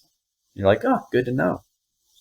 Well, especially when you're like, you're on set and it's freezing cold outside, you got to have that camaraderie. Yeah. If you got somebody that's making it worse, you're not going to want to work with that person. No, you don't. And I've been in productions where you have that one cast member and it's just like, oh God, this person's a pain in the ass, and it just makes everybody miserable. Everybody miserable. That's the thing we've been lucky with both of the Terrifier films and also Stream, is like everybody we've been working with, for the most part, except for maybe one crew member on Terrifier and one crew member on Stream, were awesome. Everybody had fun. It was like, yeah, there were no egos getting in the way, and which was even really cool because when we were doing Stream, we had a lot of horror alumni in that. Like Dee Wallace, Jeffrey Combs, Tony Todd, Danielle Harris, Felissa, Dave Sheridan, Daniel Roebuck, all these people. They're all just the coolest, sweetest people to work with. Yeah, the who's who going on right there. Oh, it was amazing. It's like that Expendables. Being on that set, I was like, I cannot believe I'm on set with these people. It's like, I don't feel like I'm worthy to be around these people. We're not worthy. Oh my God. It's like, I wasn't necessarily in a scene with Jeffrey Combs, but I was like, can I come watch him film? I just want to sit there and just watch him film. because he's such a great character actor, and I love the type of characters he plays. He would have been a really good Riddler, especially back in the day. He's just that very cerebral type of villain, and he's like, "Oh God, I would love to." I know, and they're like, "Yeah, sure." And it's like, I asked him, he's like, "Oh yeah, sure, come in, watch." I'm like, "Oh, excellent." I loved it. Nice. That probably plays a lot into, why the film came out so well too. With $55,000 or so, that camaraderie makes it go faster, makes it go better. Yeah. It's like, and we are like a family too. We sometimes have our moments. I think on Terrifier 2 and some of the environments we were filming in were not fun to be in. I think everybody in one location cracked at some point. Yeah. Because it was just miserable. It was miserable. And no one got mad at anybody when we cracked or anything like that. We're just like, it's okay. We've all cracked. It's okay. We love you. I got pissy one day. I was like, I got pissy because other people were miserable, and I got upset. I was like, and the next day, I was like, I'm so sorry. I was an asshole yesterday. I'm so sorry. They're like, dude, we've all cracked. I'm like, okay. I'm still going to murder you in this next scene, but I'm sorry. Yeah. Well, I was watching a behind the scenes on the Evil Dead reimagining DVD, and Jane Levy told a similar story. She said when they did the Blood Rain, she got super frustrated and super emotional, so she ran into the woods and just started screaming her lungs out. Yeah, because she broke, and they were like, when she came back, everything was good, no one was mad. Yeah, it happened. Carry on. Especially when you're wet and cold and you hadn't had sleep in a few days, it just, emotions get high sometimes. It's just like we're all human. It's just, it's one thing if it happens like once or twice. It's another thing if it's like a daily occurrence and you're a dick to people and stuff like that. It's like where you just walk away from set and everybody's like, "Where are you? Hello, we're ready to film." That kind of stuff. It's like. We had a crew member do that where they would just disappear, and you're like, I was like, well, it was taking so long, so I thought I could go. I'm like, no, you got to tell people at least if you're going to go. Ask if you can go on take a potty break or something like that. You just can't just vanish because it takes all of us to make it work. One person not there, the whole thing falls apart. Everybody's got to wait. It's, time is money. But I digress. Well, I think Elena and Dustin both live that at the haunt, because I think everyone's got to be in their place at the right time to pull off what they pull off. And I was fortunate enough. Timing is definitely of the essence. To kind of visit them in October, and I kind of saw the way they worked, and it's a well-oiled machine. It's crazy chaos. It's organized chaos is what I'd like to call it.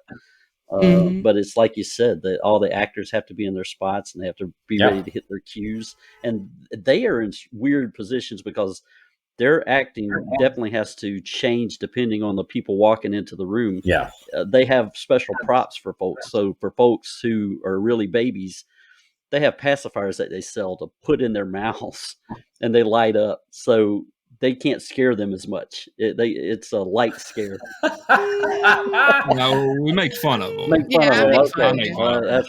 what I've sometimes when I've gone to some of these haunts that people invite me to, I'm like, just so you know, I punch sometimes when I get scared. It's just a reflex. So I'm like, I'm not being a baby. I'm just trying to protect people because I don't want to be on TMZ. Art the Clown punches out scare actor, I'm like, I'm sorry. It's just a reflex I have.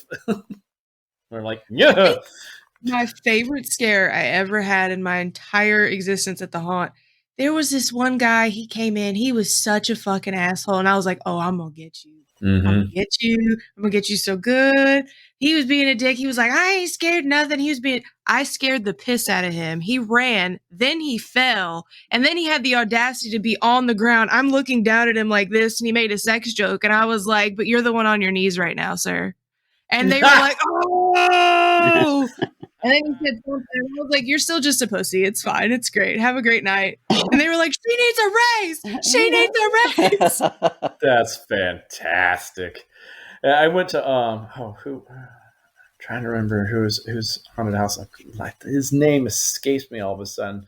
But it's out in Las Vegas. He does a lot of movie makeup and stuff like that. But he has this a haunt that he does out there in Vegas, and they invited me to it. And I'm going through the haunt, and there's a clown room and stuff like that, and they're trying to scare me. And I'm like, it's my family. And like one of the guys, the clown, just comes over and just fist bumps me.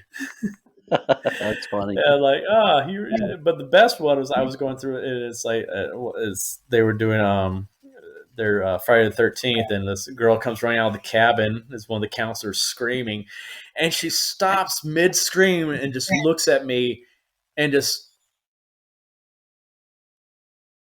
freezes, like this, like, oh my god, because she realized who I was. And she totally dropped character. It's the only time apparently she had ever dropped character. It was just so funny. And I get out there and tell them, and I'm like, oh yeah, well, see, last year in the haunt she played you. I'm like, oh my god, that's awesome. I gotta go meet her.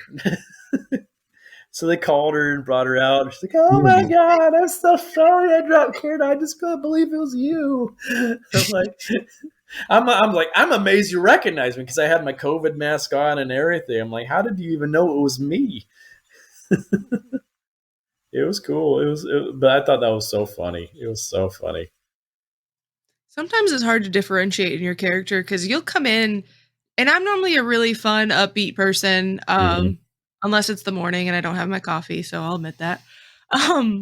But when you get in the haunt, you have to separate your emotions sometimes, because sometimes you're just scaring people, but it's not just being scary. I had our haunt owner come in one night. He was like, I don't know what you're doing tonight. It's working, but I don't know what you're doing. And I was like, I'm just pissed off. It's fine. It's just going to keep rolling for the next 3 hours. I had a bad day.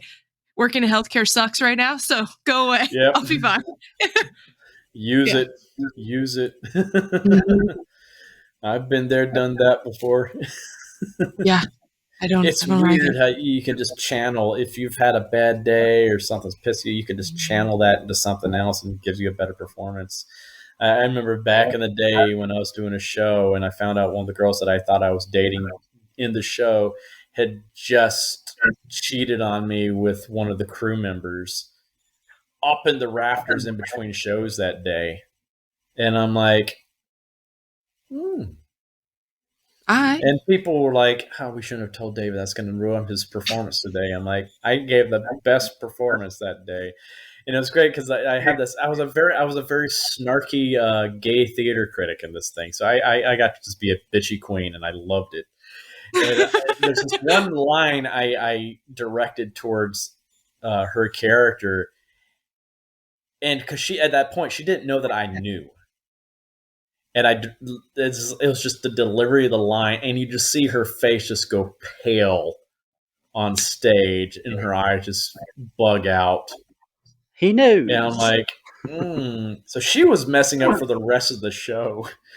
And I'm just boom, boom, boom, boom. I was like, Paul Lynde, I was just channeling Paul Lynde that night or something. I don't know what was going on, but it was just like, it was one of my best performances, and I was like, they're like, why was it like the director? That was an amazing performance. I was like, because I was pissed. I was pissed and heartbroken at the same time, and I just used it. And victory was yours. Yeah. They even on set sometimes they're like, if I wasn't being aggressive enough, they're like, just pretend it's this political figure. And I'm like, and they're like, oh, there we go. That's what we needed.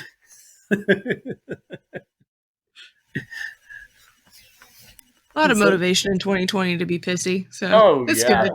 Oh, yeah. Oh, I can especially imagine for healthcare workers. Oh, my God. Don't get me started. We went through about 1,775 fucking policy changes a day. I'd come home and he's like, what's the new thing now? What are you doing now?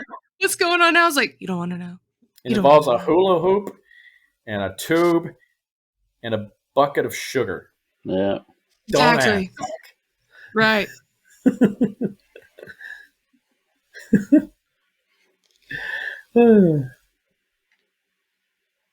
So, Charles, do you have any other questions? I do not. I do want to thank David for joining us today. We had such a good time with you. It was awesome. Oh, you're welcome. Oh my God, I just realized what time it is. Holy crap. We've been talking for a while. Yeah. Once you get started talking about farts, it never ends. It's how it works all the time. Yeah. Oh yeah. We brought it to a heightened level of intelligence right there, For those podcasts, for those people that are listening, if you haven't seen, and I don't know why you wouldn't have already seen this, but if you haven't seen Terrifier, go see Terrifier. Pick up the DVD, watch it on the streaming service, go wherever you can to see it, but make sure you see Terrifier because Terrifier 2 is going to be twice as fun. So make sure you check it out. Yes, and we're hoping to get it out to you guys as soon as possible. Talked to Damien recently. We're finally done with the color correction. He's doing the last bit of special effects and sound effects right now. Paul Wiley's finally finished the music, all that. So it's pretty much done. Then we're going to start shopping it around to distribution. And once we have distribution, we'll finally have a date. Awesome. So stay tuned. I think Damien's hoping to start shopping around in about a month or so. So it's coming. Thank you for your patience. Y'all got to understand, this has not been easy to make a movie during a pandemic because we were almost done and the pandemic happened. And we're not like, all these Hollywood movies where they have a huge studio system and millions upon billions of dollars to do all the editing and stuff. Damien's been doing all this by himself. This has been a labor of love for him, and he doesn't want to put out something that's half-assed. He wants it to be worthy of the fans that have been supporting us this whole entire time. So we truly appreciate everybody's patience with us. It's gonna be well worth it. Oh my God, especially this one scene. Oh my God, I just call it the yellow room scene. When you get to the yellow room, all right, I'm excited. This is gonna be awesome. I'm yellow slightly room. aroused, mostly excited. Yeah. You might hate me after that scene. I will tell you that you're probably going to be like, you went too far, son. You went too far.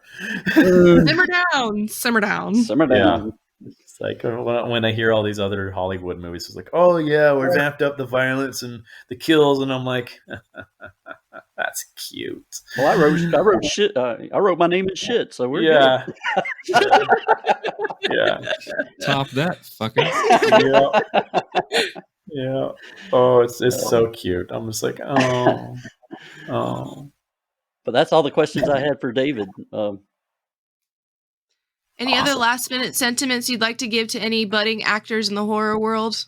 I say just keep at it. Be persistent.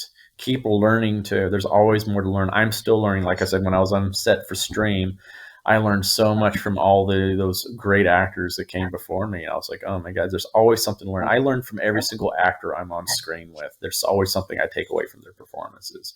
Doesn't matter if they're new to it or not. There's always something to learn from everybody that you work with. So, I keep a Rolodex in my head of just things that people do. And I'm like, oh, I like that. I'm going to remember that for this and this and this. So keep learning and keep at it. You never know. It took me 13 years waiting tables and doing odd jobs. It is like, you got to be passionate about it. If it's something you love to do, keep at it. Well, most of the people who are listening to this podcast probably already follow you, but can you let the folks know who maybe don't follow you where they can find you on social media? Yeah, I'm on Facebook and Instagram under David Howard Thornton. Okay. That's pretty much it. Yeah. All right. I keep it simple. I don't have TikTok or any of that stuff. Simple is good. Simple is good. Yeah. Oh, but Art the Clown TikTok would be pretty wild. Yeah. Oh, God. Yeah. I just don't have time and patience Well, for Elena can make that happen for you. She's pretty good at that stuff. So yeah. The one clown TikTok I did do, the black and white one that I did, that was the tattoo artist. Mm-hmm. That did get a lot of love. So I mean, that's cool. But yeah, that's good. I've TikTok never. has buttons. There's a lot of I buttons. occasionally think of something funny. I might, record myself doing it. Like during the pandemic, I filmed myself with my art mask doing the "Don't Touch Me" song from Space Ghost, Coast to Coast. So it's just like, I was like, when you I think gotta of put that something. stuff out there, man. Oh, I did. Gold. I put that on Instagram. It did pretty good. Oh, Instagram, yeah. Yeah. I just didn't do TikTok. I was like, I don't know. That's another thing I have to balance. Another plate to spin. Yeah. Yeah, A lot of algorithms. I'm not a TikTok person either, but I look at Elena's stuff. She shares it all the time. She's amazing at it. I guess I'm just There are some really good things on TikTok. I do admit there's some really good creators out there. It's just all these people doing the little dance videos, like, I oh, look hate at it. it. I'm like, no. I hate it. We were Show just, me your cats. We were I just wanna see your talking about cats. the unfortunate side effect of the algorithm for it is that nothing original happens. Mm-hmm. Because everybody's trying to fit the mold to get the likes and get the shares. Yeah. But the really good ones are when people just do whatever the fuck they want to do. It's hard as a creator. You get really down and out about yourself sometimes, even though that's not what it's about at the end of the day. But it kind of takes away the magic a little bit because you're having to do some bullshit ass algorithm for people to see it, you know? That's But so I mean, stupid. it's just one of those things. So I like the girl that tapes herself sleepwalking and all the silly stuff she does. Oh, Selena Spooky? Yeah. Yes. Did you see I her haven't latest seen yesterday No. about her nails? Oh no! Watch that one. Oh god! Oh god! It's It's like, funny.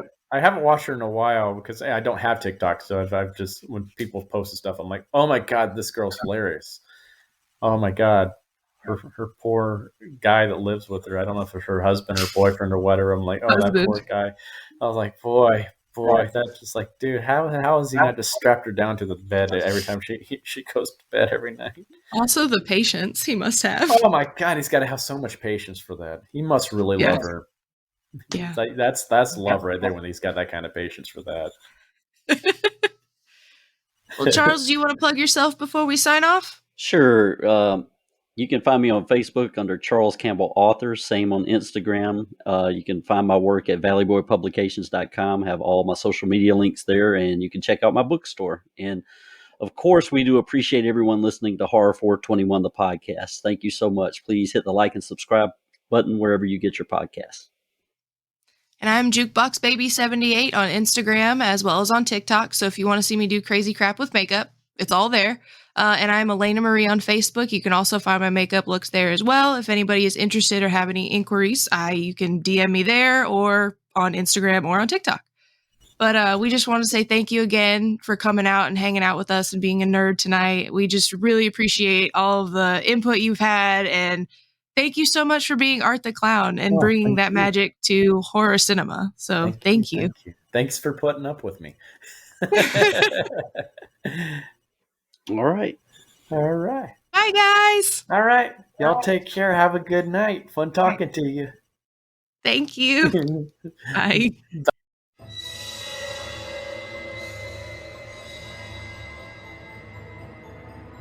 We hope you had a horrific time, lovelies. Thank you for tuning in to Horror 421, the podcast.